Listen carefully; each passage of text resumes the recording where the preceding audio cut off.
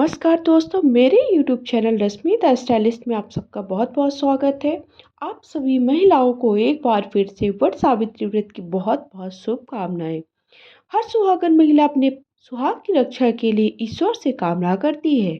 पति की लंबी आयु की दुआ करने के साथ साथ उनकी तरक्की के लिए भी बहुत सारे उपवास रखती है। ऐसे में वट सावित्री व्रत का महत्व बहुत ही ज़्यादा बढ़ जाता है। ये उपवास हर सुहागन महिला के लिए बहुत ही खास है। वट सावित्री व्रत के दिन सुहागिनें पूरे विधि विधान से पूजा करती हैं। कुछ महिलाएं निर्जला उपवास भी रखती हैं। इस दिन वट वृक्ष की पूजा करना बहुत ही खास माना जाता है। इस वृक्ष की पूजा के बिना यह व्रत अधूरा माना जाता है। माना जाता है कि वट वृक्ष में ब्रह्मा विष्णु महेश तीनों देवों का वास है। इसलिए व्रत रखने वाली महिलाओं को तीनों देवताओं का आशीर्वाद प्राप्त होता है। यह उपवास ज्येष्ठ माह के कृष्ण पक्ष की अमावस्या तिथि को रखा जाता है। साल 2024 में यह व्रत 6 जून गुरुवार के दिन रखा जाएगा। इसे वट पूर्णिमा के नाम से भी जाना जाता है।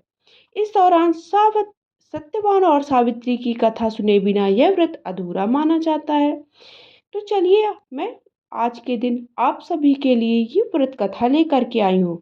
पूजा करते हुए आप सब देखिए कि कथा आपको कैसे करनी है। साथ ही बहुत सारे वीडियोस चैनल पे अपलोड हो चुके हैं, आप जब सब जा करके चैनल पर गो थ्रू करते रहिए।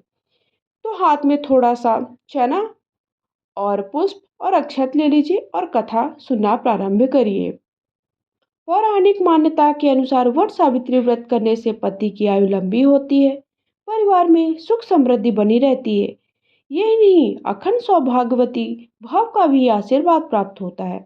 ऐसा इसलिए होता है क्योंकि इस दिन से जुड़ी पौराणिक कथा प्रचलित है। ऐसा माना जाता है कि मध्य देश में अश्वपति नाम के धर्मात्मा राजा का उनकी कोई भी संतान ना थी। राजा ने संतान प्राप्ति के लिए यज्ञ करवाया, जिसके सुपरिणाम के अनुसार उनके घर एक कन्या का जन्म हुआ। कन्या का नाम उन्होंने सावित्री रखा। समय के साथ साथ जब सावित्री बड़ी हुई, विवाह योग्य हुई, तो उन्होंने ध्रुमत के पुत्र सत्यवान को अपने पति रूप में वरण किया। बता देते हैं कि सत्यवान के पिता भी राजा ही थे, लेकिन उनका राजपाट छिन गया था, जिसके चलते वह दरिद्रता में जीवन व्यतीत कर रहे थे। सत्यवान के माता पिता की आंखें भी रोशनी चली गई थी और वह जंगल से लकड़ी काटकर उसे बेचकर अपना गुजारा कर रहे थे। वहीं जब सावित्री और सत्यवान के विवाह के बात चली, तब नारद मुनि ने सावित्री के पिता राजा अश्वपति को बताया कि सत्यवान अल्पायु हैं और विवाह के 1 वर्ष पश्चात ही उनको मृत्यु हो जाएगी। नारद मुनि की बात सुनकर सावित्री के पिता ने उन्हें समझाने का बहुत प्रयास किया, लेकिन वे नहीं मानी। अंत में सावित्री का सत्यवान से विवाह हो गया। शादी के बाद सावित्री अपने सास ससुर और पति की सेवा में लग गई।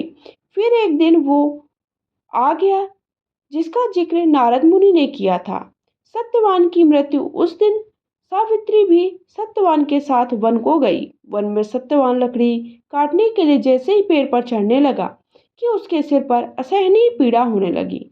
कुछ ही समय में वह सावित्री की गोद में सिर रखकर लेट गया। कुछ ही समय में उसके समक्ष अनेक दूतों के साथ स्वयं यमराज खड़े हुए थे। यमराज सत्यवान की आत्मा को लेकर दक्षिण दिशा की ओर चलने लगे। पतिव्रता सावित्री भी उनके पीछे चलने लगी। आगे जाकर यमराज ने सावित्री से कहा, हे पतिव्रता नारी, जहाँ तक मनुष्य साथ दे सकता है, तुमने अपने पति का साथ दे दिया, तुम अब लौट जाओ। इस पर सावित्री ने कहा, जहाँ तक मेरे पति जाएंगे मैं वहां तक जाऊंगी, यही सनातन सत्य है। यमराज सावित्री की वाणी सुनकर प्रसन्न हुए। उन्होंने 3 वर मांगने को कहा। यमराज की बात का उत्तर देते हुए सावित्री ने कहा, मेरे सास ससुर अंधे हैं, उन्हें नेत्र ज्योति दे। यमराज ने तथास्तु कहकर उसे लौट जाने को कहा और आगे बढ़ने लगे, किंतु सावित्री यम के पीछे फिर चलने लगी। यमराज ने प्रसन्न होकर पुनः वर मांगने को कहा। सावित्री ने वर मांगा, मेरे सास ससुर का खोया हुआ जो राज्य है वो वापस कर दीजिए। इसके बाद सावित्री ने यमदेव से वर मांगा, मैं सत्यवान के 100 पुत्रों की मां बनना चाहती हूँ, कृपा कर मुझे यह वरदान दे।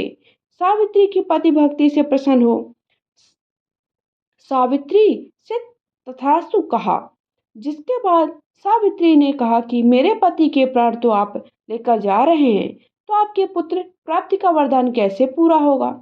तब यमदेव ने अंतिम वरदान को देते हुए सत्यवान की जीवात्मा को पास से मुक्त कर दिया। सावित्री पुनः उसी वृक्ष के नीचे लौटी और उन्होंने पाया कि वट वृक्ष के नीचे पड़े सत्यवान के मृत शरीर में जीव का संचार हो रहा है। कुछ देर में सत्यवान उठकर बैठ गया।